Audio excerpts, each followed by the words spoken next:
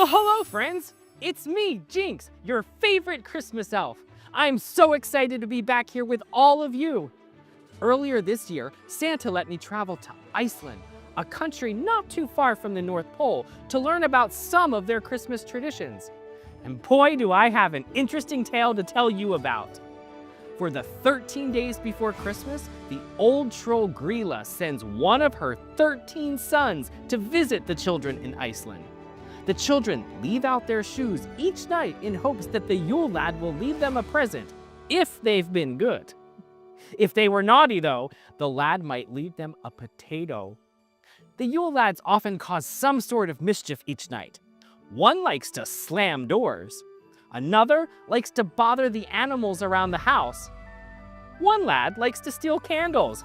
And another likes to lick the spoons in the kitchen. Can you imagine waking up and finding all of the spoons in your house scattered around the kitchen? And then you have to clean them all over again. Well, the story I want to share is about Grilla and her sons and what happened one cold day in the mountains of Iceland 14 days before Christmas. Or A Fortnight Before Christmas by Brian Pilkington. On a crisp and bright winter's day, Grilla was out collecting firewood. She was going to build a fire to cook a big pot of stew for her boys. They hadn't eaten for many weeks now and had started to complain. They needed to build up their strength for their long and exciting Christmas adventures. She had already collected a large bunch of twigs and branches when she spotted a curiously shaped piece of wood sticking out of the snow. Grilla tugged at it a little, but it was stuck. So she put down her bundle and pulled harder. Still, it would not move. But she was determined and would not give up. She bent her knees, took a good strong grip with both hands, and before pulling, she counted 1, 2, 3. Grilla is not very bright and can't actually count any higher. With one final mighty effort in an explosion of snow, it, whatever it was, came free. What in the name of Odin is that? She exclaimed out loud, to nobody in particular. She stood up, dusted the snow off herself, and walked around it a few times.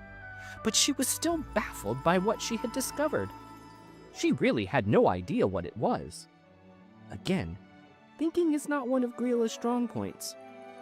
She really isn't very bright. Standing behind it, she pushed it with her foot. It moved. That's strange, she thought. Eventually, she sat down on it and rocked it back and forth. She was a little surprised to find it starting to creep slowly forward, towards the top of a long downwards incline. Soon the slope became steeper, and she started moving faster and faster and faster until she was hurtling downwards at a frantic speed. At first she was shocked, but her shrieks of fear rapidly became shouts of delight as she realized that she was actually really rather enjoying herself. That was She said in a very loud, croaky voice as she eventually slowed down and came to a stop. Again! Let's do it again! She squawked. Grilla stood up and turned the thing around to face the hill, and then sat back down. Go! She instructed in a loud voice. But nothing happened. Up the hill! She commanded even louder, and pointed upwards so there could be no misunderstanding. But still it would not move. She tapped it on both sides with her heels and shouted, Giddy up! But still it stubbornly refused to move. Eventually she climbed off, found a large stick, and hit it angrily several times. This, of course, had no effect. Must be broken, she grumbled. She looked around and spotted Stufr, one of her 13 sons. He was moping about some distance away, doing nothing in particular. Grilla called to him to come and help her fix it. Stufr, who was a bit smarter than his mother, explained that it wasn't broken, but that it needed to be pushed up the hill. He immediately realized that this was a big mistake, as Grilla promptly instructed him to push her to the very top of an enormous hill. Poor Stuffer did his best. He huffed and puffed until he was red in the face, but the weight of Grilla and the thing meant that they did not move even a tiny bit. He was of course clever enough to realize that it would be a lot easier if Grilla would just get off the thing and help with the pushing, but he wasn't brave enough to suggest that to her. Stuffer desperately needed help, so he told Grilla that he had earlier seen Giljagaur and Stekjastor on the other side of the hill building a snowman. He suggested that he go and fetch them to help with the pushing. Grilla thought this was a good idea. 1, 2, 3 suns, she said, counting on her fingers. That should be enough to get it to move. Giljagaur and Stekjastor are both big, strong boys, but even they and Stuffer together could not shift Grilla and the thing by more than a couple of steps. But none of them had the courage to ask their dear sweet mother to get off and walk up the hill. So Stuffer was sent to their cave to wake up the rest of the lazy brothers and get them to come and help. They were not at all pleased to be forced out of their nice warm beds and out into the freezing cold to do hard work. But none of them had it in them to disobey their mother. With all of them working together as a team, they eventually managed to get Grilla to the top of the long steep hill, where they took great delight in giving their old mum a good hard shove off the top. If you were to ask Grilla how many times she raced down the hill, she would of course tell you 3. But it was a lot more than that. She went down again and again and again and again and again and again and again and again.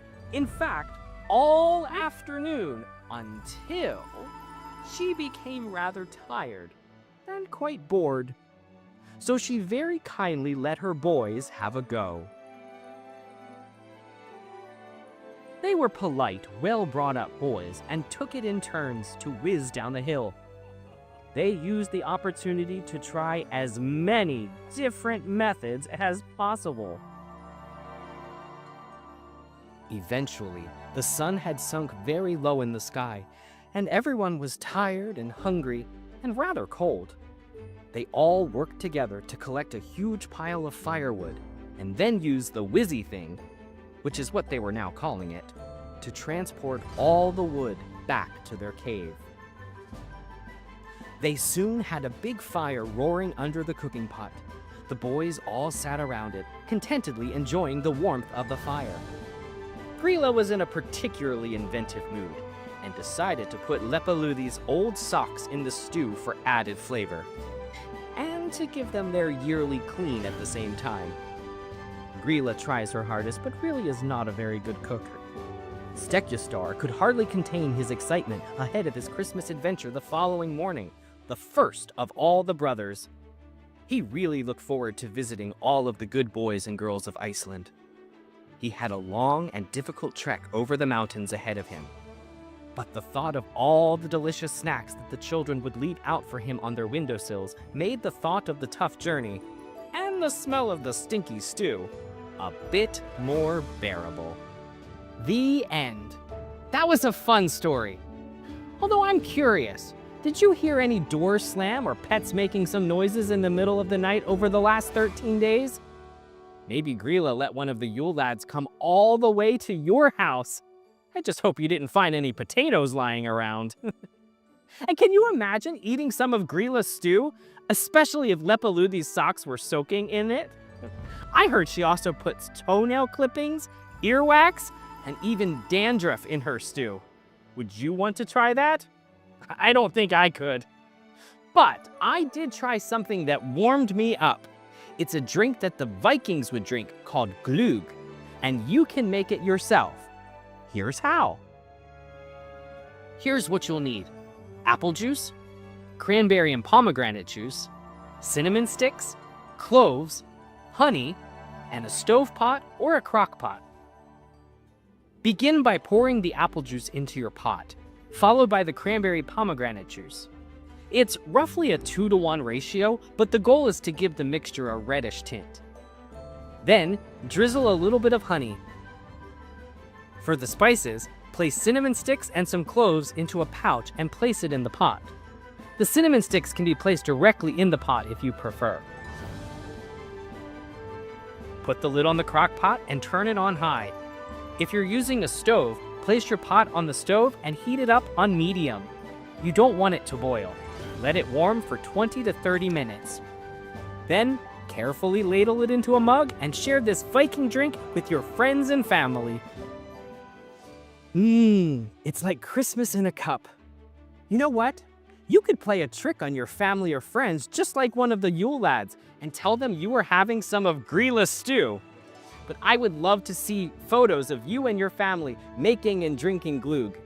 Be sure to have a grown-up tag me on Instagram at Jinx the Christmas Elf and at Marco Island Art. And speaking of Marco Island Art, I'd like to give a huge thank you to the Marco Island Center for the Arts for letting me share another story with you. Be on the lookout later this spring for a list of all the fine arts and performing arts classes you can take throughout the summer. Well, I need to be getting back to the North Pole. Who knows what adventure Santa will let me go on in the coming year so I can come back and tell you all about another fun Christmas tradition from somewhere around the world. Until then, Merry Christmas, and I hope you have a Happy New Year. And double check to make sure your spoons are all clean before eating your Christmas dinner. See you soon!